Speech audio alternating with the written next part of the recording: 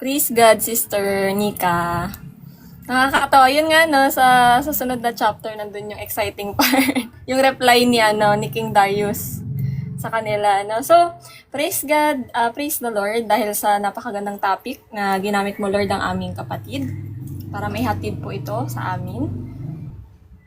Ang idagdag ko lang dito, Sister Nika, is yun nga, no, nabanggit mo, yung background niya, continuation ng 4, which is doon nga, no, napigil yung pagpaparebuild ng temple. Pero dito sa chapter 5, na nagpadala ang Panginoon ng kanyang mga lingkod sa pamamagitan ng mga propeta, si Prophet Haggai and Prophet Zacarias. Yan. So, kahit nandyan yung mga reinforcements ni Satan, yung mga agents niyan, yung mga tao na ang umiiras sa isip nila ay ang kingdom of darkness, nagagamit nila Satan sa kanilang agenda, nandyan din po ang provision ng Panginoon. Hindi mawawala yan. So, nagpadala siya ng mga servants niya, di ba? Nagpadala siya ng propeta niya na ang sinisimbolize nga sa ating generation is us, servants of Him.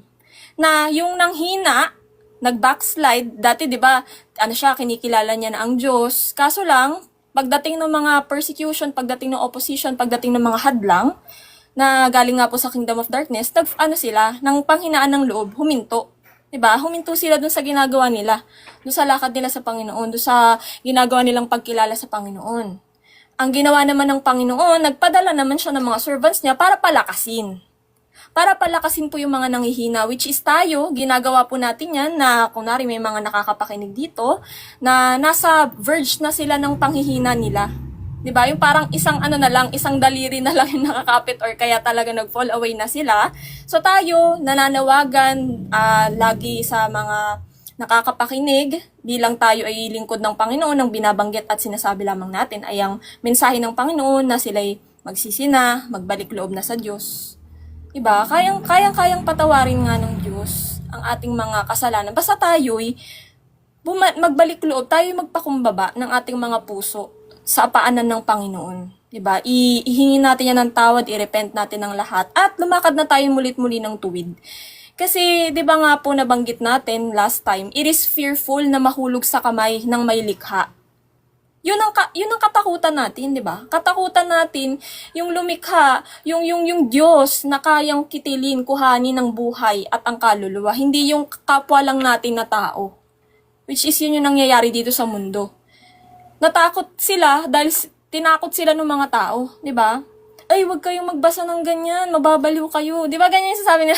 Okay, magbasa ng Bible, mababaliw kayo. O kaya naman, pagka, kunwari, masyado ka ng, di ba, nandun ka na talaga yung desire mo, talaga makilala ang Panginoon, nandun ka na sa pamumuhay ng malinis at tuwid sa Kanya, sasabihan ka ng kung ano-ano. Or kaya, i-cut off ka nila sa kanilang grupo, di ba? Yan, nandyan, basta, pag ikaw, nagsimula ka na ng lumakad ng tuwid sa Panginoon, nandyan na ang persecution and opposition. Matik yan. Kasi, katulad nga sabi ni Sis Nika, no, automatic yung mga reinforcements ni Satan, nandyan na yun sila.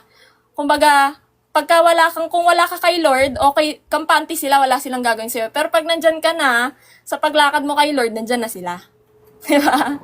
Nandyan na automatic sila. Pero, nandyan ang provision ng Panginoon. Magpapadala din siya ng kanyang mga lingkod upang palakasin ka. Katulad tayo, pinapalakas natin ang bawat isa. Kasi pare-parehas tayong lumalakad sa makipot na daan eh. Pero nagpapaalalahanan tayo sa isa't isa.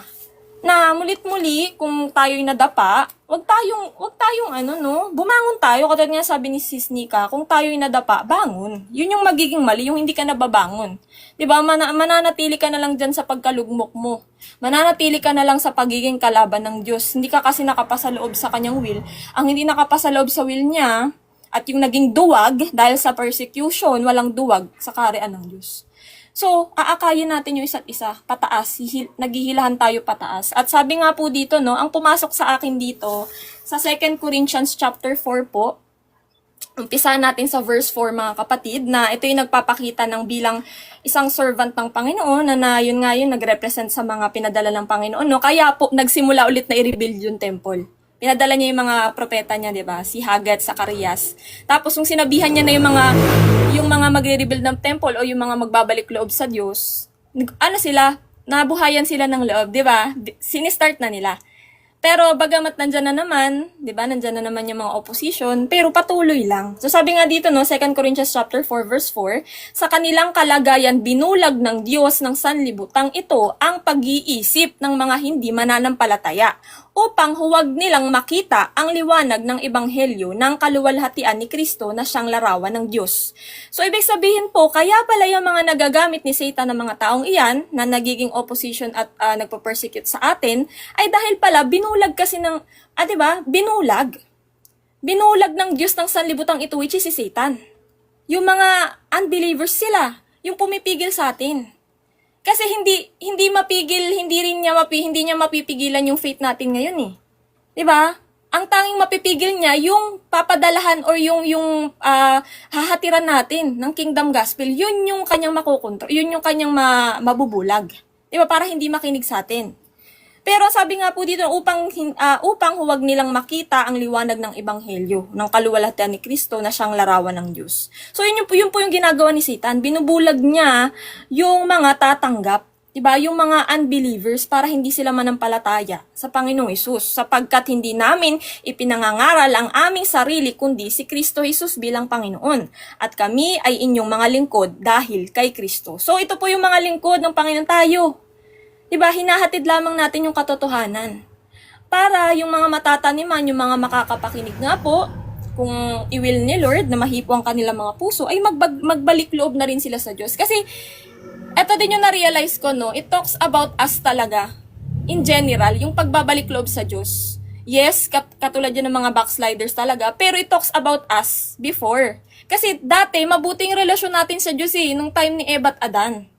Nung dati, nung wala pang kasalanan, nung hindi pa sila nagkakasala, mabuti relasyon natin sa Diyos. Pero dahil nga po, na-introduce na yung kasalanan nung pagkakain nila ng prutas, doon na po nawala yung mabuting relasyon. Kaya, lahat ng mga sumunod na generation, malayo na sa Diyos, na-separate na sa Diyos. So lahat yun, pagbabalik loobin. So lahat po tayo, tinatawag ng Panginoon na magbalik loob sa Kanya. So ito nga po, ginagamit niya ang Kanyang mga servants, para nga po maihatid ang kanyang kaluwalhatian ng mensahe ng kaligtasan na meron ng kapatawaran. Magbalik loob na kayo, lumapit na kayo sa Diyos, pagpakumbaba nyo na yung mga sarili nyo, magrepent na kayo habang may awa pa, habang narito pa tong pagkakataon na ito. Kasi darating ang panahon, magsasara po ang pinto ng awa. Diba? Sabi po dito, no? Ngunit taglay namin ang kayamanang ito sa mga sisidlang lupa. Tayo po yun, no? Yung treasure na nasa loob natin, which is ang Panginoon, diba? Itong bit-bit natin, yung kanyang salita, tayo yung sisidlang lupa. Diba? Itong katawan na ito, made from tayo, no? Dust. So, upang ipakita na ang nag-uumapaw na kapangyarihan ay mula sa Diyos at hindi mula sa amin. Yes, vessel. Amen. So, hindi po mula sa amin itong pinapahayag namin. Mula po ito sa Diyos. We are just carriers. We are just vessel. We are just containers. We are just clay jar. Diba? Ang importante yung nasa loob namin. Which is yun yung nagsasalita sa inyo ngayon. Diba? Ito yung mensahe na naririnig nyo ngayon ay hindi galing sa amin, kundi galing sa Diyos. Ito po yung binabanggit sa verse 8, sa bawat panig ay pinagmamalupitan kami, subalit hindi nadudurog. Nililito, subalit hindi nawawalan ng pag-asa, pinag-uusig, subalit hindi pinababayaan, inilulugmok, subalit hindi napupuksa. So ito po yun. Ito yung nararanasan nating persecutions and opposition.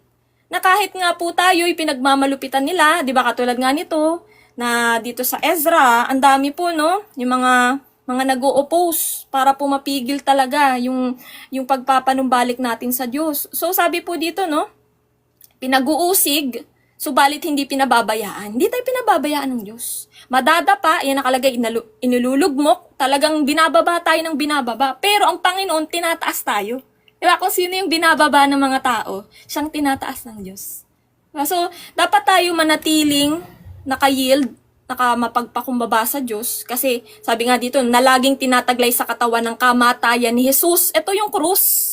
Ito yung bit-bit nating krus. Paglakad sa makipot na daan, bit-bit na bit-bit, yung krus na laging nakaabang, diba? Ito sa katawan ng kamatayan ni Jesus upang ang buhay ni Jesus ay mahayag din sa aming katawan.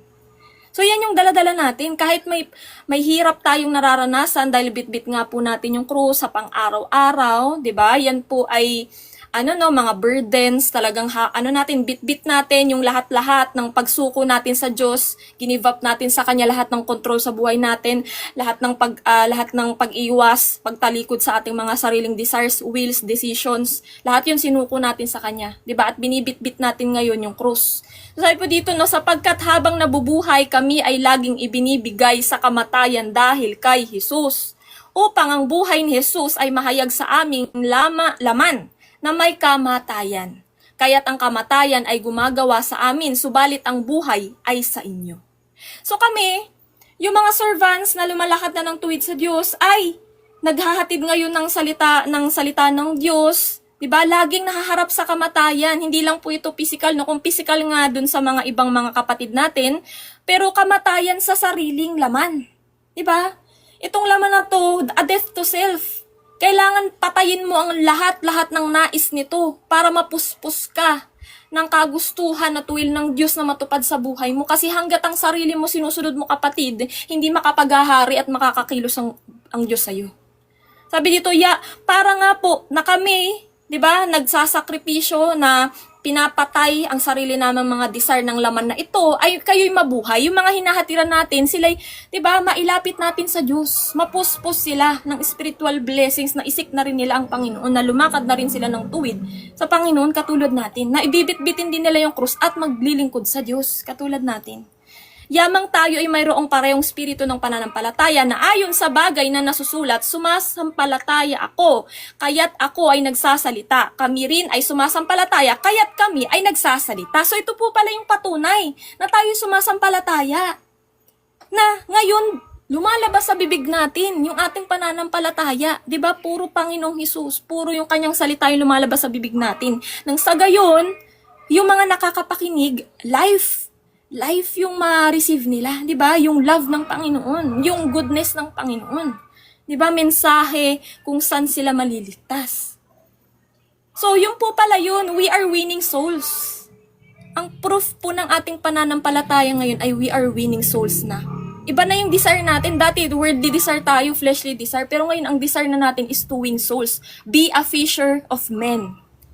'Di ba? Yun na yung pinaka-desire natin na aming nalalaman na ang bumuhay sa Panginoong Hesus ay siya ring bumubuhay sa amin sa nakasama ni Hesus, at dadalhin kaming kasama ninyo sa kanyang harapan, sapagkat ang lahat ng mga bagay ay alang-alang sa inyo, upang ang biyaya habang parami ng parami ang mga taong naaabot nito ay magparami ng pagpapasalamat sa ikaluluwalhati ng Diyos.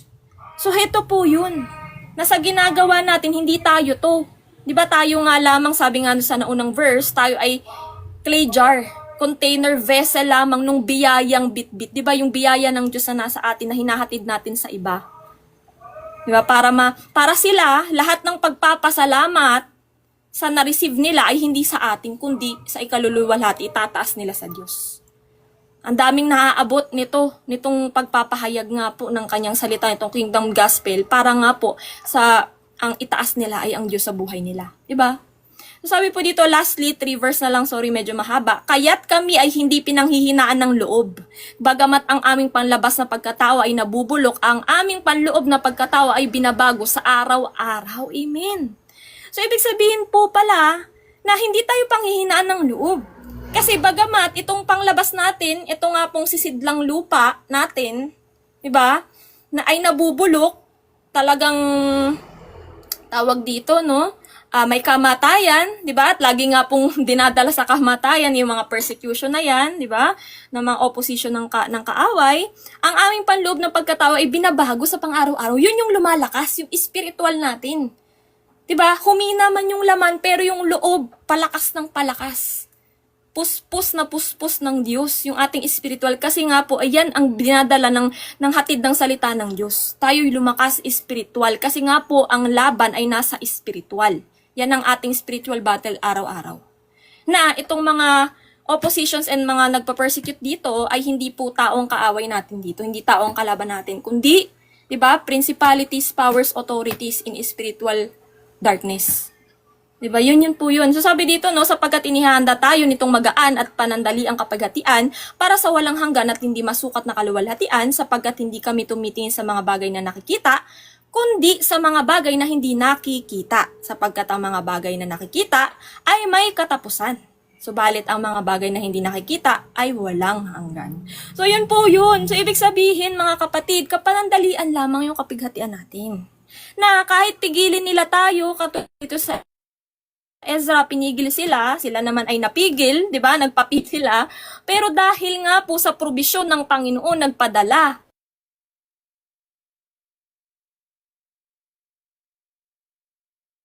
Sister na wala. Or bless. Adeline na wala po. Wala. Hinugot na naman yan siya.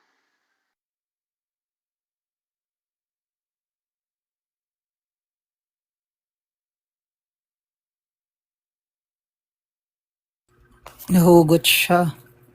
Nahugot talaga. Nahugot siguro yung Nahugot no? siya. Grabe. Lagi yon. Pag nasasalita na si Ate Lynn, Pinitas sister. pinablock out na tayo, pinipitas talaga. Pero din niya, baka meron ka dadagdagan. Meron sister, yung dito sa... Ay, yun na si ate. Sister Lynn. Yan siya, yun na. Oh, continue, Ate Lynn. Alo, hinatak na naman. Basta Kaya nga, Ate Lynn, bigla ka na wala. I rebuke you, Satan, in Jesus' name. Lagi na lang talaga. O, di ba? Katulad niyan. Speaking, ito daw yung sinasabi natin, na kahit pinipigilan tayo ng mga ginagawa ni Satan, ay hindi tayo papapigil. Ito, bumabalik at bumabalik tayo. Tumatayo at tumatayo tayo. Na unshakable, full surrendered kay Lord. Kasi nga given yung yung ginagawa ng kaaway. Ang hindi given ay yung huminto ka. Diba? Doon na yun magi-stop kung ikay hihinto. Diba? Hindi na yun ang will ng Panginoon. Sa paghinto mo, masaserve mo, kingdom of darkness. So dito, dahil nga po napuspos nga sila ng mga servants of God sa pamamagitan ng mga prophets, pero ngayong generation, tayo, lingkod ng Diyos, na tinawag, inilawan ng Diyos, kaya iilawan, be a salt and light din tayo sa iba, na yung nga po yung panandalian lamang yung kapighatian, sabi dito sa nabasa natin, pero ang nakaabang naman po sa atin ay hindi masukat na kaluwalhatian, na yung finish line, sabi nga po ni Sis Nika, nasa dulo nun ay ang Panginoong Hesus, eternal life with Him, ang nakaabang sa atin, kaya kailangan na lamang natin itong tiisin, dahil nakikibahagi po tayo sa suffering ng Panginoon noon, sa kanyang crucifixion. Ito yung ambag natin itong paghihirap, nakikiambag din tayo, kung nakikiambag tayo sa blessing sa Panginoon, might as well dito din. 'Di ba? Sa kanyang paghihirap. Kasi kung ang Panginoon ay namatay, pero sa kanyang pagkamatay, na-produce yung glory, sa ating hirap, napoproduce din yung patience and endurance natin, na sa huli, magpoproduce ng glory, glorified body. 'Di ba? Bibigyan tayo ng Panginoon ng glorified body. Na ang sabi nga dito, wag tayong titingin sa mga nakikita o physical, which means yung mga nagpo-persecute sa atin, flesh and blood, mga kapwa natin, hindi yan ang totoo nating kalaban. Ang totoong kalaban ay spiritual. 'Di ba? Pero sabi dito, ang mga bagay na hindi nakikita or unseen, yun yung walang hanggan. Doon tayo mas mag-focus. Kasi mas malalo nating maiintindihan kung bakit nagiging ganito yung kinakalabasan sa lakad natin ngayon. Ay, kaya pala ganun. Kasi nga, ganun yung nangyayari sa spiritual. So kung tayo'y magiging mas gising pa, spiritual, diba? Lalo tayo magpo-focus sa spiritual, malalaman natin kung bakit ganun siya nag-manifest sa physical. Diba? At mas lalo tayong titibay, mas lalo tayong equip tayo. Diba? May full armor of God, spiritual yan, mga kapatid. Equip tayo ngayon sa laban spiritual kasi alam natin So, yun lamang mga kapatid. Maraming salamat po. Thank you, Lord. Praise God. Sobrang dun pa nga lang atin na pinagkakatiwalaan tayo at nire-reveal sa atin yung hiwaga sa likod ng salita ng Panginoon. Napakaswerte na natin, tapos yung patience niya din sa atin sa araw-araw, kasi sa araw-araw nakakaranas din po tayo ng nadadapa tayo or kung ano man ang naiisip natin, mga sudden thoughts at iba pa po. 'Di ba po? Yung patience ng Panginoon sa atin, yung pagmamahal niya talaga, yung hands niya talaga sa buhay ng bawat isa. Even though po yung hindi pa totally binibigyang pansin ng spiritual life nila, 'di ba po, yung protection ng Panginoon. Kasi kung walang lumulukob diyan, hindi yan protected ng Panginoon, 'di ba nga po, mabilis yang ma-attack ng kaaway, mahablot yung soul nila. So, grabe po yung mercy talaga na binigay ng Panginoon, yung grasya talaga, at 'di ba nga po yung hope pa nga lang po, at ganun din yung pagbaba ng Panginoon dito. Sobrang grabe na po yung blessing na binigay niya sa atin. At ganun din po no yung chances natin na makasama siya, magkaroon ng eternal life with Him, di ba nga po, nawala ng suffering. Kaya make sense din po, no, na as a follower of Christ, kung ano po talaga yung naranasan niya, mararanasan po talaga natin. Kasi, paano tayo masasabing tagasunod, di ba nga po, kung yung pinagdaanan niya, di ba nga po, ay hindi natin pinagdaanan. So, ibig sabihin sa ibang daan tayo, di ba po, lumalakad. So, ganun ba man, kami na ba po kayo dadagdag, Brother Daniel? Yung sa akin, Sister Nico, siguro dagdag ko dun sa mga nabanggit earlier. Yung doon dito po sa Romans 8, yung dito po sa sinabi ni Apostol Pablo na sa verse 35 to wait lang po, verse 39. Yung sinabi nga po dito, no, walang makakapaghiwalay sa atin sa pag-ibig ni Kristo. Kahit dumanas pa tayo ng mga pagsubok, paghihirap, pag-uusig, gutom, kawalan, panganib o maging kamatayan. Gaya nga ng sinasabi sa kasulatan, alang-alang sa iyo, palaging nasa panganib ang aming buhay. Para kaming mga tupang kakatayin. Pero kahit ganito ang kalagayan natin, kayang-kaya nating pagtagumpayan ito sa tulong ni Kristo na nagmamahal sa atin. Sapagkat natitiyak ko na walang makapaghihiwalay sa atin sa pag-ibig ng Diyos na ipinakita sa atin sa pamamagitan ni Kristo Jesus na ating Panginoon. Maging kamatayan o buhay, mga anghel o anumang kapangyarihang espiritu, ang kasalukuyang panahon o ang hinaharap. Ang mga makapangyarihan, ang mga nasa itaas o mga nasa ibaba, o kahit ano pang mga bagay sa mundong ito, sa buong mundo, ay hindi makakapaghiwalay sa atin sa pag-ibig ng Diyos. Yun po yun, mga kapatid, yung dun po dagdag sa sinabi ni Ate Lynn, no, na ganito po yung sa pag-ibig po ng ating Panginoon ay wala na pong makakapaghiwalay sa atin. Dahil yun nga po, no, ito nga po, lumalakad na nga po tayo sa Kanya ng buong puso, buong tuwid, na kahit nga po, diba, nagkakamali tayo, nadadapa tayo. Siya po yung nagtatama, siya po yung naglilinis, at siya po yung laging nagtutuwid sa atin po mga kamalian na nakikita niya po sa atin. Na always lamang po tayong sumurrender, always lamang po tayong mag-abide, mag-rely. Kasi ganyan po ka-faithful ng ating Panginoon, mga kapatid. Ang gusto niya lamang po ay i-obey, sundin ang kanya pong kalooban, sundin ang kanyang salita at isapamuhay natin ang kanyang kalooban sa bawat araw. Na kahit po mahirap yung atin pong nilalakaran, He's always have a provision to strengthen us and to give us be stronger in our faith, na doon niya tayo gagamitin lalo sa mga weaknesses na yun.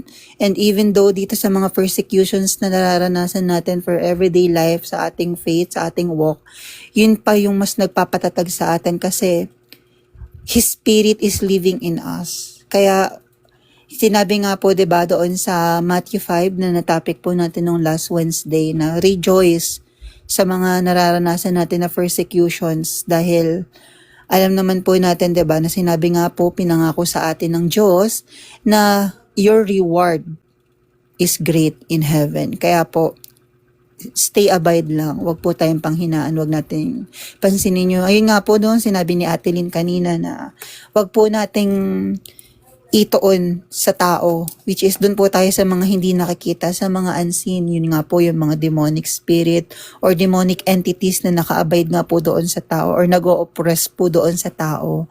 Doon po tayo mag-focus. Dahil yun naman po talaga ang kumikilos ngayon sa mga tao dito sa mundo na hindi natin nakikita. Kaya po, nag-ingat po tayo and mas buksan po natin spiritual ang ating mga paningin upang malaman po natin talaga.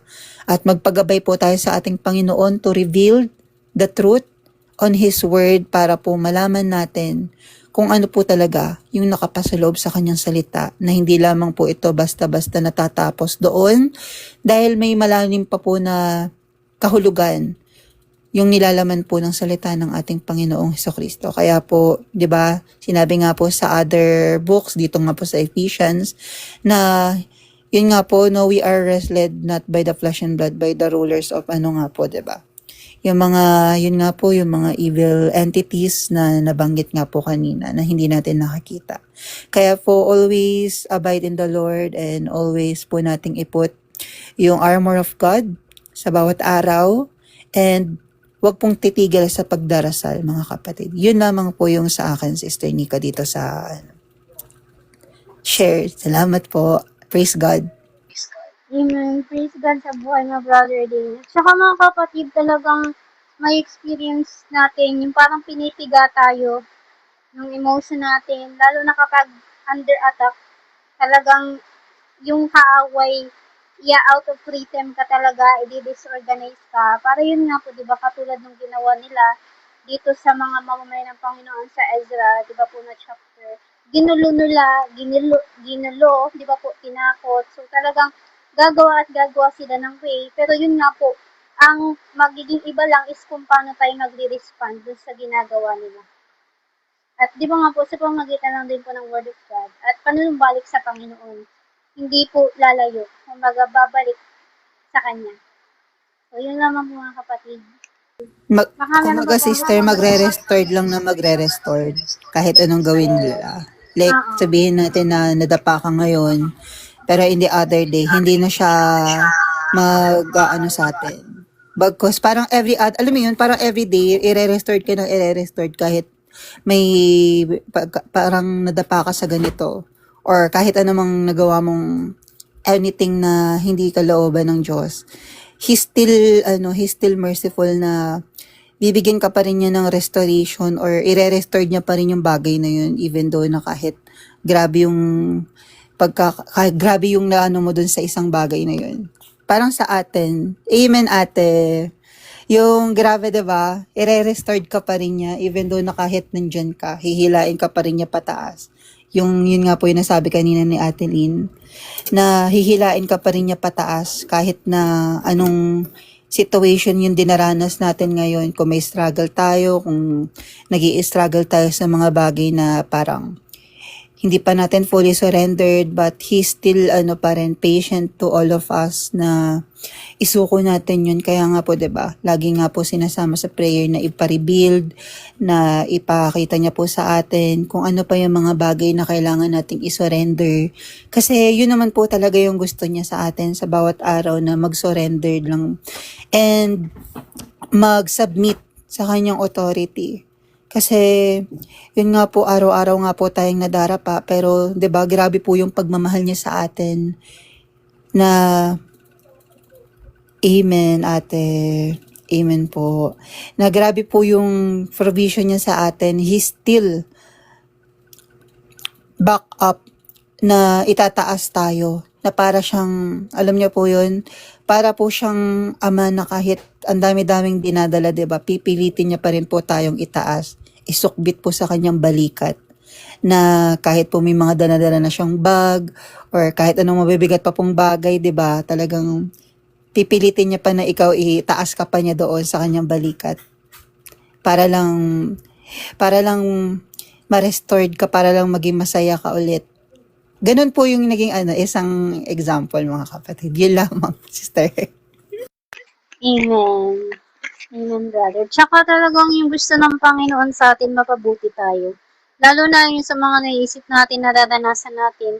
Maliit lang kasi yung portion na nakikita natin sa situation na yun, pero siya alam niya lahat. Kung bakit nangyari yun, diba? Paano nangyari yun, sinong may gawa nun, diba? Bakit nangyayari yun.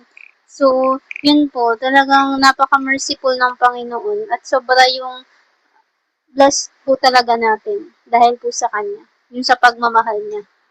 Yun lang po. Mga meron gusto magdagdag.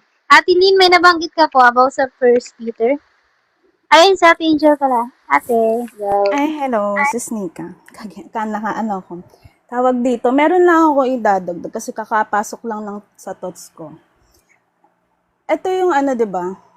Yung pagpapatuloy ng paggawa ng templo ng Panginoon, 'di ba? Dito makikita natin. yung kung ang Panginoon, hindi lang kasi yung sa New Testament, na ano lang sa akin ngayon na, hindi lang nagkatawang tao ang Panginoon para iligtas tayo sa mga kasalanan. Nagkatawang tao siya para mag-build ng panibagong templo, which is spiritual temple na nasa atin. So, 'di ba, habang binibuild niya 'yon, ang daming persecution, ang daming pinagdaanan, na-tempt ni Satan, lahat dinanas ng ating Panginoon, 'di ba? Lahat 'yon dinanas din ng Panginoon, kung paano siya pinersecute, paano siya, tawag dito, hanggang sa maipako siya. Doon pinakikita sa atin ng Panginoon na kahit gaano kadaming struggle na minak siya, 'di ba? Ipagpapatuloy niya. Kahit dumantong sa kamatayan, ipagpapatuloy niya, mabuo lang yung templo na yun. 'Di ba? Kahit ano pa yung naka-ready o nakahanda na pwedeng mangyari sa kanya, hindi niya inalintana yun. Even, alam natin, anak siya ng ating Panginoon, ng Diyos, 'di ba? Pero ang anak talaga ay handang magsakripisyo para sa ama upang maitayo yung panibagong templo na para sa atin in spiritual, na tayo yung magpapatuloy, 'di ba? Kaya ano man ang pagdaanan, maliit na lang 'to kung ano yung persecution, kung ano yung nararanasan natin sa naranasan ng ating Panginoon. Kasi ganun, kung ano yung dinanas natin, pero mas grabe yung dinanas niya, nung paano niya buuhin yung templo na to. Kaya, di ba, iisipin natin yung pagmamahalas at sakripisyo talaga ng Diyos. Kaya ganun na rin ang sakripisyo na inaanang natin, binibigay. Ganun na rin ang wala na tayong pakialam kahit anong mangyari, wala na tayong pakialam sa kung anong attack pa yan.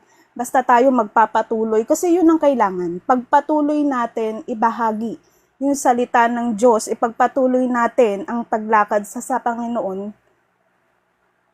Kahit sino pa o ano pa man ang humarang dyan, ipagpapatuloy lang natin. Hanggang sa makabalik ang ating Panginoon. Yun lang naman, Sis Nika. Yun lang ang pumasok sa akin ngayon lang din naman. Salamat.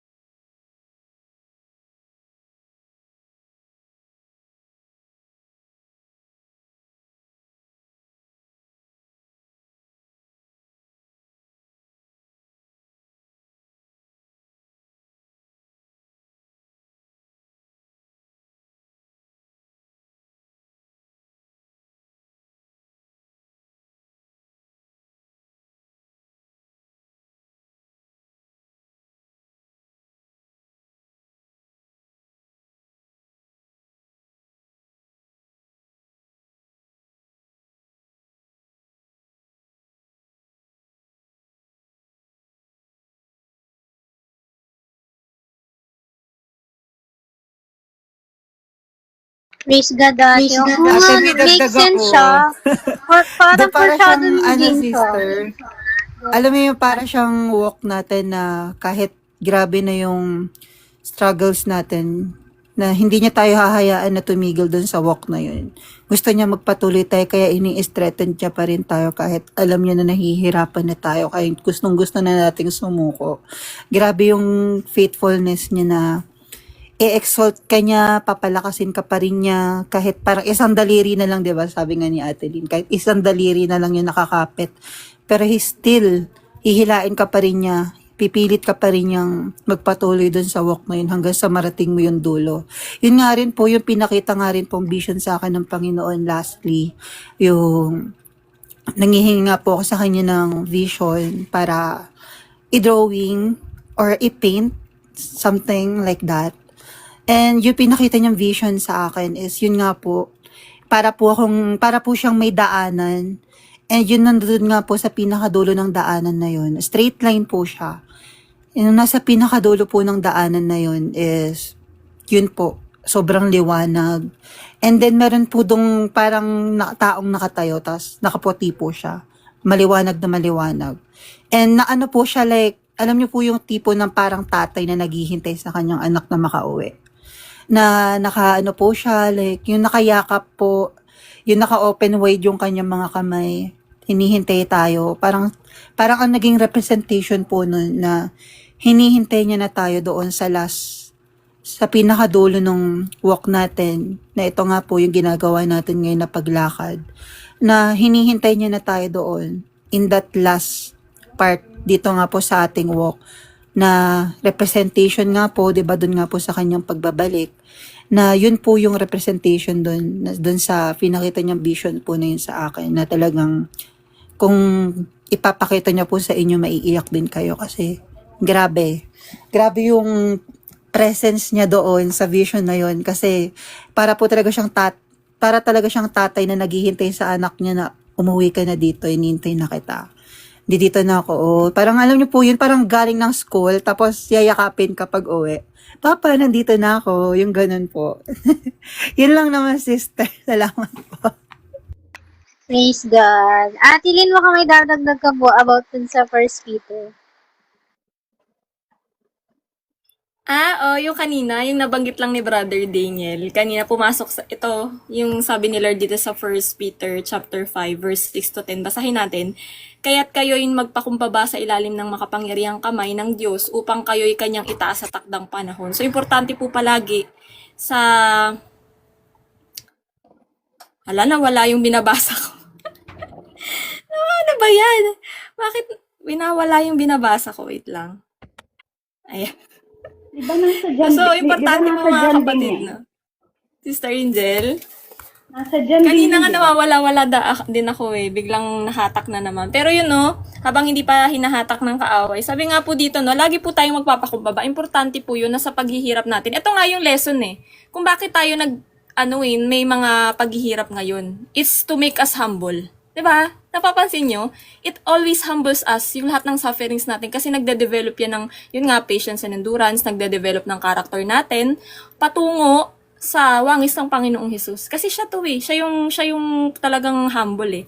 Tapos sabi dito, no, ilagak ninyo sa kanya ang lahat ng inyong kabalisaan sapagkat siya ay nagmamalasakit sa inyo. So, yun yung sabi niya, na lahat ng kabalisaan, yung mga frustrations natin, anxieties natin, ikas natin sa kanya. Kasi tayo, tao, hindi natin kayang dalhin yun. Kasi kung dadalhin natin yun, i-ano natin dito sa heart natin, magkaka-doorway tayo sa kaaway. Yun yung grip nila, yun yung magiging hold nila para ma-attack tayo. So, ang gusto ng Panginoon, cast out, i-cast.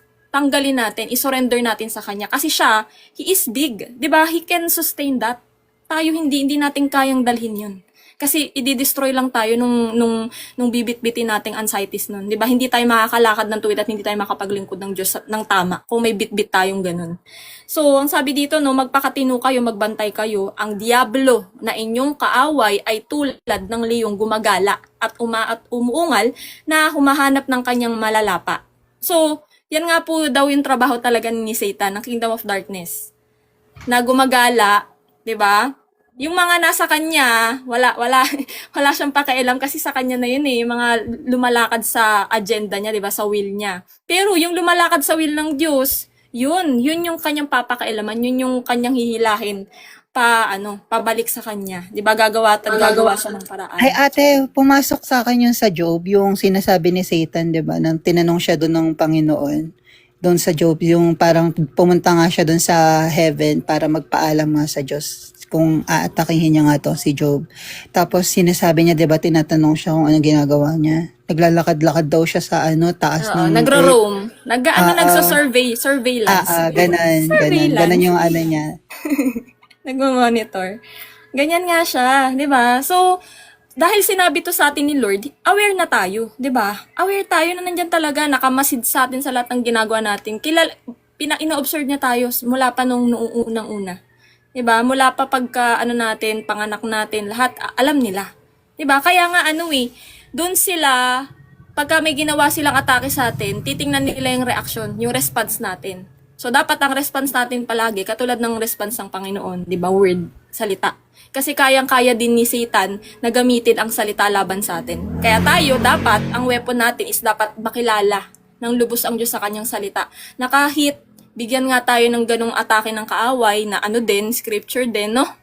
Yung mga naghahatid ng mga salita, mga maling katuruan, alam natin. Alam natin yung katotohanan, hindi tayo maliling lang. So sabi nga dito, no, siya'y labanan ninyo, maging matatag sa inyong pananampalataya, iyamang itong inyong nalalaman na ang mga gayong hirap ay nararanasan ng inyong mga kapatid sa buong sanlibutan. So given po, nararanasan po yan ng lahat ng mga nananampalataya sa Panginoon at lumalakad ng tuwid dito sa makipot na daan na ating tinatahak. Lahat po tayo, no, sama-sama tayo dito sa suffering na ito, na nakikibahagi sa suffering ng Panginoon, na may nakaabang po sa atin sa finish line, di ba? Eternal life with the Lord Jesus Christ. Kaya kailangan po natin tong tiisin at embrace nyo po. Sabi nga magalak magalak pa tayo sa paghihirap natin.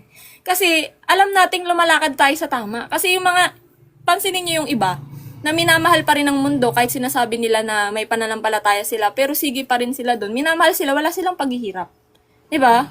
So, i-assess niya kung tama pa ba, kung tunay pa ba yung pananampalataya niya. Kasi ang sabi sa kanyang salita, siya hinate ng mundo, dapat tayo ganun din. 'Di ba? Siya ay naghirap, tayo maghihirap din. So, kung ano yung ng dinanas ng ulo, yun din dadanasin ng katawan, iisa yan. 'Di ba? So sabi dito, lastly, medyo mahaba, at pagkatapos na kayo'y magdusa ng sandaling panahon, ang Diyos ng buong biyaya na sa inyo'y tumawag tungo sa kanyang walang hanggang kaluwalhatian kay Kristo ay siya ring magpapanumbalik, magpapatibay at magpapalakas sa inyo. So yun yung nabanggit dito kanina ni Brother Daniel na kung tayo'y nahihirapan, siya pa rin ang magpapanumbalik sa atin. Siya pa rin ang gagawa ng paraan. Diba? Magpapadala siya ng mga tao, mga servants niya para tayo'y mahatak. Diba? Tayo'y mahila, pataas, pabalik sa kanya. Hindi niya hahayaan tayo kasi nga, diba? Yung nabasa ni Brother Daniel kanina, hindi tayo mahihiwalay sa kanyang pagmamahal. Siya yung nagpapatibay. Diba nga siya, sabi ni Sis Nika kanina, He is founder, perfecter. 'Di ba? Finisher, author and finisher of our faith. Sa kanya nagmula, sa kanya matatapos. Kaya wala na tayong kailangang alalahanin. Nandiyan na yung lahat ng kailangan natin, 'di ba? Sabi nga, 'di ba, if God is all we have all we need. Siya lang. Kasi yan, no, sabi siya magpapanumbalik sa atin, magpapatibay at magpapalakas sa atin. Wala na tayong hahanapin pa, 'di ba? Maraming salamat po. Thank you, Lord.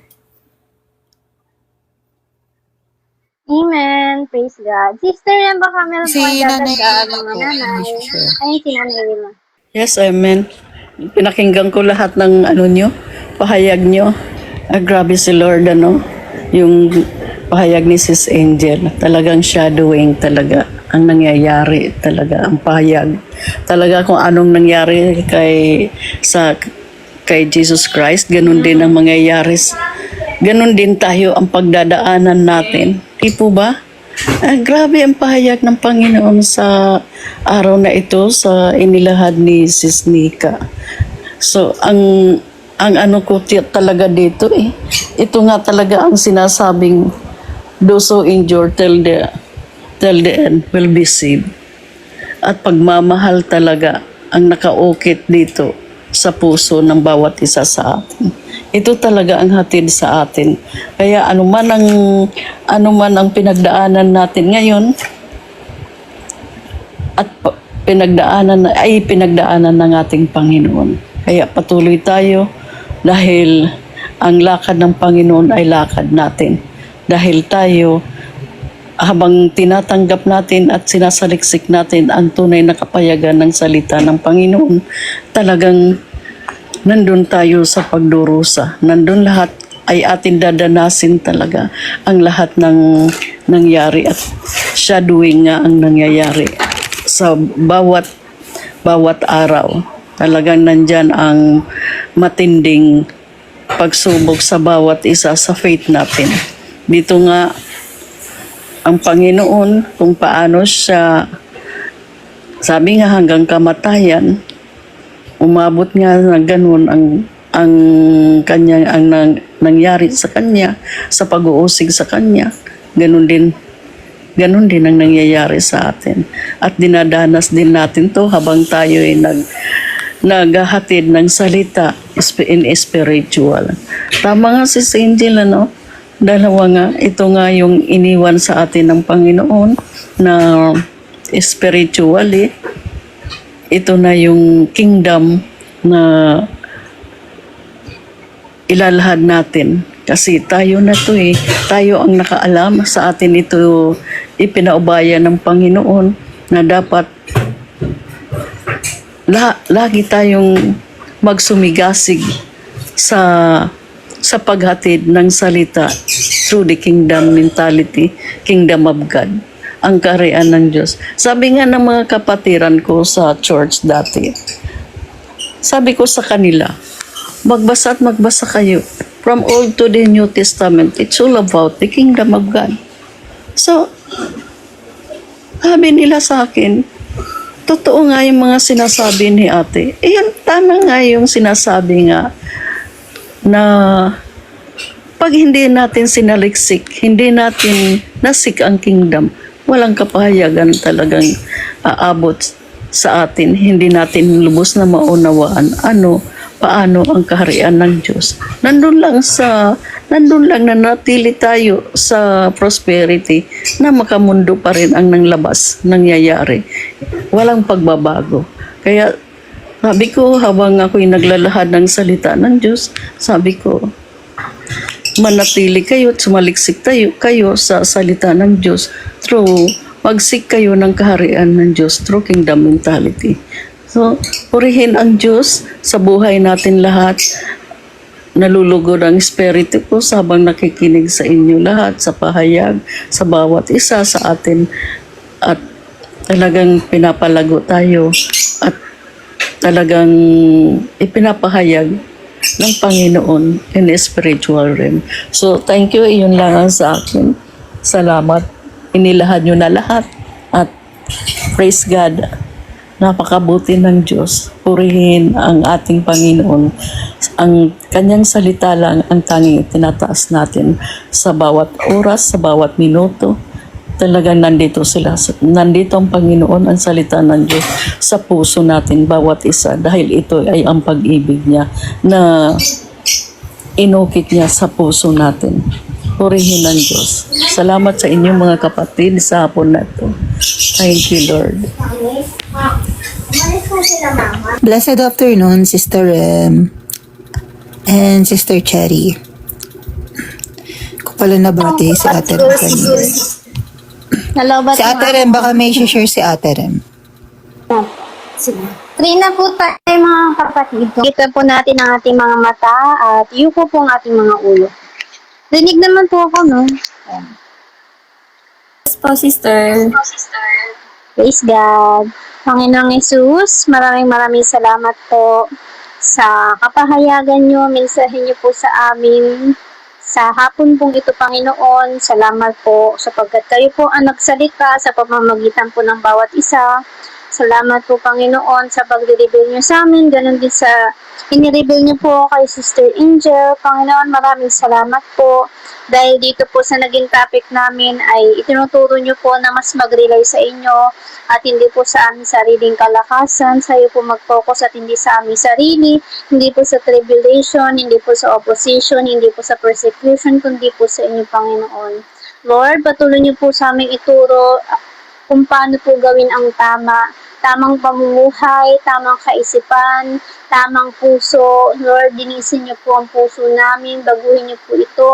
Ganun din po ang aming isipan, turuan niyo po kami ng mga bagay na hindi po namin nalalaman. Ituro niyo po sa amin, Panginoon, at bigyan kasagutan yung lahat ng katanungan po namin, Panginoon, ayon po sa inyong kapasyahan, at ang puso po namin ay patuloy niyo pong gawing humble, Panginoon, laging surrender sa inyo, Panginoon, at ituro niyo din po sa amin, Lord God, ang genuine na pag-surrender sa inyo, ang genuine po, Panginoon, na pag-rely sa inyo, at yung eagerness po namin ng pagbabasa ng inyong salita, Lord, ito po ay dagdagan niya po ng dagdagan, at yung zealousness din po, yung kasigasigan, Panginoon, ay patuloy niyo po sa aming ipuspos.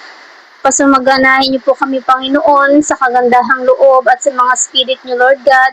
Alisin niyo po yung spirit na nasa amin kung meron pa man po na hindi buhat sa inyo, at palitan niyo po ng fullness niyo, Panginoon, at we ask for knowledge and wisdom sa iyo, Lord God, at iba pa pong mga bagay na patungkol sa inyo, at tulungan niyo po kami, ilid niyo po kami, Panginoon, nang sa gayon on personal level, extreme po namin kayong makilala, magkaroon po ng relationship sa inyo, at doon din, Panginoon, yung mga kaluluwa, yung sa paligid namin, sa pamilya namin, relatives namin, Panginoon, na malayo po rin sa inyo.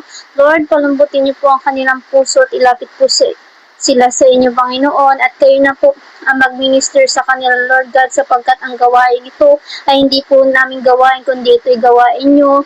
Kami lamang po, Panginoon, ay inyong ginagamit, Lord God, para maipahayag ang inyo pong mga salita. Kaya dinadalangin po namin na gawin niyo pa po kaming boldest, Lord God, but still humble, Panginoon, at nakarelay sa iyo. Gawin niyo pa po kaming zealous, Panginoon, kasigasigan sa aming mga buhay, at nananatili pong humble sa inyo, Panginoon. Yung humbleness po ay hinihingi namin sa inyo, at ganoon din yung gawin niyo pong tingnan ng ibang tao, ganoon din po namin sila tingnan, at kung paano niyo po sila mahalin, ganoon din po namin sila mahalin, at kung paano po kayo magbigay ng mercy, ganoon din po kami magbigay ng mercy. Lord, spectrum na katulad po sa inyo, mercy na katulad po sa inyo, puso na katulad po sa inyo, at ganoon din, Panginoon, na patuloy niyo po kaming ilagay lagi sa flow at rhythm ng Kingdom of God, Panginoon, at kung sino man po sa amin, Lord God, yung mga nakaka-feel na nagpo-fall back na sila, nagpo-fall away na sila, Panginoon, patuloy niyo pong hatakin, Panginoon, ang mga kaluluwa nila, Panginoon, pabalik po sa inyo, at magpatuloy po sa inyo, at yung iba naman po, Panginoon, na totally nang backslide na, Lord God, kayo po ang magbigay ng awa sa kanila, at balikin niyo po sila sa inyo, at yun din po yung mga pamilya namin, Lord God, kayo na po ang bahala sa kanila, Panginoon, even though na ginagamit po sila ng kaaway, Panginoon, para kami ay pigilin, Lord God, para sa iyo, para mas makilala ka, Panginoon, kahabagan niyo po sila, sapagkat di po nila nalalaman ng kanila pong ginagawa. At ganoon din, Panginoon, patuloy niyo po kaming puspusin na mga bagay po na buhat po sa inyo, at yung humbleness po talaga, Panginoon. At ganoon din pagkakaroon po ng self-control, at yung emotion po namin, Lord God, ay wag niyong hayaan na i-consume kami, kundi, Panginoon, yung self-control, yung spirit po na buhat sa inyo. Panginoon, maraming salamat po sa pagsama niyo sa amin, na kahit man po ay inaatake kami sa signal, naroon, Panginoon, at hinahayaan niyo, Lord God, na hindi magwagi ang kaaway, sapagkat kailanman, Panginoon, hindi sila magtatagumpay. In Jesus' mighty name, maraming salamat po, at ganoon din yung mga curses sa aming bloodline, yung mga covenant, yung mga altars na still working sa aming buhay, yung mga spiritual contract na aming na-signed, ito ay sinusunog na namin, ito'y pinuputo na namin sa pangalan mo, Panginoon. Kayo na po ang bahala, Lord God, at inyo pong parusahan ang lahat ng mga demonic entities sa likod ng lahat pong iyon, in Jesus' mighty name, nang mararapat po sa kanila, Panginoon. Salamat po, Lord, patuloy niyo po kaming puspusin, protektahan, pasaganain, Panginoon, sa pagmamahal mo, na sa gayon, iyon po ay may bahagi din namin sa kanila, Lord. Gawin niyo po kaming karapat-dapat na vessel niyo, Panginoon, at empty us, Lord, at laging kayo, Panginoon, ang mag-fill sa aming mga buhay. Salamat po, sa iyo po ang mataas na papuri, pasisalamat, pagsamba, sa tanging pangalan ni Jesus, sa ngalan ng Ama, ng Anak, ng Espiritu Santo, isang Diyos. Amen. Amen po. Amen! Shalom, everyone! Amen. Shalom! Shalom! Shalom! Shalom.